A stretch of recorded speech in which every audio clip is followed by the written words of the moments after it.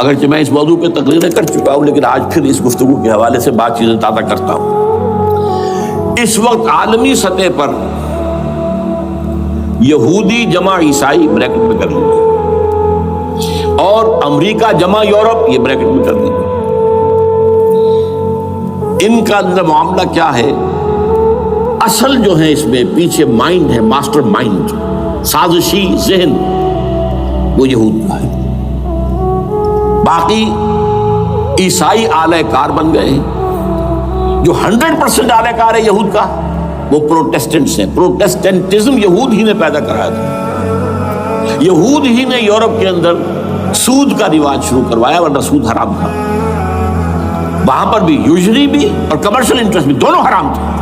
یہ یہودیوں نے کروایا، اور پھر پہلا بینک بنوایا ہے انگلستان کے اندر، بینک آف انگلینڈ۔ اور جو پوپ کے خلاف بغاوت کرائی تو پہلی بغاوت ہوئی انگلستان کے اندر، جو چرچ آف انگلینڈ علیحدہ ہو گیا پوپ سے، اور اسی کو یہودیوں نے قرار دیا یہ ہمارا ماڈرن اسرائیل ہے، یہ اسرائیل ہمیں دیا ہے گاڈ نے، یہ جو ہے برطانیہ۔ اس کے کچھ عرصے کے بعد یہی جو ہے ایکسوڈس ہوا ہے، اور وہ امریکہ میں جا کے آباد ہوئے۔ لہذا امریکہ کو بھی جیوز نے کہا ہے دس از اندر اسرائیل، یہ ہے ہمارے اصل اسرائیل، ماڈرن اسرائیل یہ ہے۔ اس لیے کہ جو انہیں وہاں پر اقتدار حاصل ہوا، جو قوت حاصل ہوئی ہے، جس قدر دولت انہوں نے وہاں جمع کی ہے، وہاں کے جس طریقے سے جکڑ لیا ہے حکومتوں کو، فرنگ کی رگے جہاں پنجے یہود میں ہے۔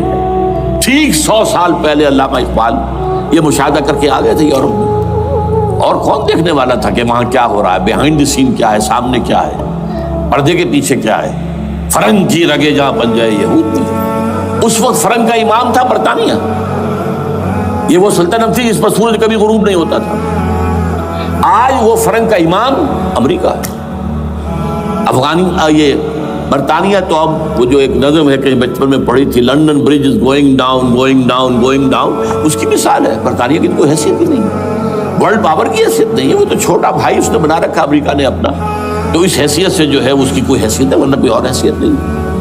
بہرحال ان دونوں میں یہ ہے کہ پیچھے ماسٹر مائنڈ، سازشی ذہن، پلاننگ، سکیم ساری یہودیوں کی۔ اعلی کار امریکہ سب سے بڑھ کر، اس کے بعد برطانیہ ہے، اور اس میں اصل پروٹیسٹنٹس، ان میں بیپٹسٹ، ان میں اس سے بھی آگے بڑھ کر ایونجلسٹ، جن کو کہتے ہیں بورن اگین کرسچنز، جن کو کہتے ہیں نیو کنزرویٹو کرسچنز، یہ تمام اصطلاحات آپ اخبارات میں پڑھتے ہوں گے، ان کو گروپ کرنا۔ یہ اصل اعلی کار، ان کو ایک نیا نام دیا گیا ہے کرسچین زائنسٹ۔ ایک یہودی زائنسٹ ہے، سارے یہودی زائنسٹ نہیں ہیں، بہت سے یہودی ہیں جو یہ زائنسٹ کے مخالف ہیں۔ چنانچہ میری ہیوسٹن میں ملاقات ہوئی تھی ڈاکٹر وشو براڈ، بہت بڑا پروفیسر ایمیریٹس یہودی، لیکن یہ کہ اس نے کہا، بڑے اجتماع میں کہا، ہمارا اجلاس تھا وہاں پر، ہم نے یہ جو ہے بلایا تھا ایک یہودی، ایک عیسائی اور ایک مسلمان، تینوں جو ہیں وہ تقریریں کریں۔ نے کہا تھا کہ وی آر ناٹ سپورٹنگ اسرائیل۔ اس نے وہ عیسائی جو آیا ہوا تھا پروفیسر، اس کی they are supporting Israel, we are not supporting Israel. اسی طرح میری جو ہوئی تھی round table conference, round table, اس میں ایک یہودی پروفیسر تھے، وہ ہسٹری کے پروفیسر، میں نام بھول رہا ہوں ان کا، انہوں نے کہا آئی ایم اینٹی زائنزم، میں زائنزم کے خلاف ہوں۔ تو زائنزم جو ہے اصل میں ایک سیکولر یہودیوں کی تحریک ہے، اور اس کے سب سے بڑے سپورٹرز کرسچین زائنسٹ وہ امریکہ میں بیٹھے ہوئے۔ یہ ہے صورتحال۔ یہ جان لیجئے کیتھولکس جو ہیں یہ اتنے پرو یہودی نہیں ہیں، اب رفتہ رفتہ وہ بھی اس کے اندر آ کر شامل ہو گئے۔ یورپ جو ہے زیادہ Catholics, Roman Catholics, Roman Catholics کا یہ بھی آپ نے جملہ پڑھ سنا ہوگا کہ یہ جو ترکی جو ہے ہمارا ملک، یہ جو کوشش کرتا رہتا ہے گھسنے کی یورپین یونین کے اندر، تو ایک دفعہ جان شراق نے کہا تھا، بڑا پیارا جملہ تھا، why doesn't Turkey understand that we are a Christian club؟ یہ ہماری جو یونین ہے یورپین، یہ تو کرسچین کلب ہے، وہ مسلمان ہے، وہ کس وجہ سے آنا چاہتا ہے اندر، کیوں تو خود داخل ہونا چاہتا ہے؟ why doesn't Turkey understand that we are a Christian club؟ لیکن یہ ہے رومن کیتھولکس، اور ان کا میں بعد میں آپ کو بتاؤں گا۔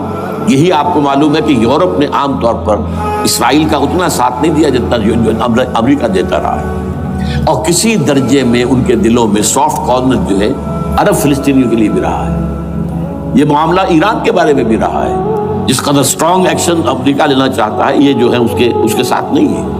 یہ تھوڑا سا فرق ہے، وہ میں اس کا ایک بنیاد بعد میں بتا دوں گا آپ کو۔ بہرحال ان کا ایک جو ایجنڈا ہے وہ دو سمجھیے کہ دو اس کے نکات ہیں، دو رسیوں کے مانند یہ آپس میں بٹا ہوا ہے۔ پہلا، عالم اسلام کے مادی اور مالیاتی وسائل خصوصاً تیل پر قبضہ، یہ ان کا دنیاوی اعتبار سے، دولت کے اعتبار سے، وسائل کے اعتبار سے اس وقت کا ایجنڈا ہے۔ ویسے تو اس سے اوپر وہ چاہتے ہیں پوری دنیا پر، وہ تو بات کی بات ہے، لیکن ابھی نہ وہ روس کو چھیڑ رہے ہیں نہ چین کو چھیڑ رہے ہیں۔ چین تو ان کا سب سے بڑا جو ہے بزنس پارٹنر ہے، سب سے بڑا، اور چین کو رفتہ رفتہ وہ اپنی لائن پر لا رہے ہیں۔ اب تو صرف یہ کہ وہ ایک پارٹی گورنمنٹ وہاں رہ گئی ہے جو کہ کمیونزم کے دور کی یادگار ہے، باقی ان کی جو اکانومی ہے وہ تو آ چکی ہے اسی رخ کے اوپر جو یورپ کی ہے، مغرب کی ہے۔ نمبر دو ایجنڈا کیا ہے؟ دنیا میں کہیں بھی اسلام کے بحیثیت ایک نظام زندگی ظاہر ہونے کا کوئی موقع نہیں دینا۔ We have to nip the evil in the bud at any cost۔ یہ ان کے ایجنڈے کا دوسرا بڑا حصہ، یہ دو ہے انٹرٹوائنڈ، جیسے آپ لڑیوں کو بٹ دے کر رسی بناتے ہیں، ایسے یہ دو لڑیے ہیں۔ اسلام کا پولیٹیکل سوشو اکنامک سسٹم کہیں نہ آ جائے دنیا میں، ہو نہ جائے آشکارا شر پیغمبر کہیں، یہ ابلیس نے کنکلوڈ کیا ہے، وہ جو ابلیس کی مجلس شورا ہے، ہو نہ جائے آشکارا شر پیغمبر، کہیں ایسا نہ ہو کہ پیغمبر کی شریعت دنیا کے سامنے آ جائے، پیغمبر کا نظام آ جائے۔ الحذر، آئین پیغمبر سے 100 بار الحذر، حافظ ناموس زن، مرد آزما مرد آفری، یہ معاشرتی نظام ہو گیا۔ موت کا پیغام ہر نوع غلامی کے لیے، نہ کوئی فخفور و خاکہ نہ گدائے رہنشی، یہ سیاسی نظام آ گیا، اور کرتا ہے دولت کو ہر آلودگی سے پاک و صاف، منعموں کو مال و دولت کا بناتا ہے امین۔ تم دولت کے امین و مالک نہیں ہو، اور اس سے بڑھ کر اور کیا فکر و عمل کا انقلاب، بادشاہوں کی نہیں اللہ کی ہے یہ زمین، ان الارض للہ، یہ نظام کہیں نہ آ جائے دنیا، یہ ہے جس پہ کہ وہ خطرہ محسوس کر رہا تھا۔ اور اس کے بعد یہ کہتے ہیں، یہ تو تھا عصر حاضر کے تقاضے، لیکن یہ کہ صورتحال کیا ہے، ہو نہ جائے آشکارا شرع پیغمبر کہیں، ہے یہی، یہ معاملہ اس طرح رکھو کہ خود مومن ہے محروم یقین، یہ غنیمت ہے کہ خود مومن ہے محروم یقین۔ ہمیں اگر کوئی سہارا ملتا ہے تو اس سے کہ مومنوں کو بھی، نام نہاد مسلمانوں کو بھی اپنے اس نظام پر یقین نہیں ہے، وہ نماز پر یقین رکھتے ہیں، روزے پر رکھتے ہیں، زکوٰۃ کو بھی دو بھی اللہ تعالیٰ جس کو توفیق دیتا ہے، حج کرتے ہیں، عمرے کرتے ہیں، یہ ہے سب، لیکن یہ کہ یہ غنیمت ہے، چشم عالم سے رہے یہ پوشیدہ یہ آئین تو خوب۔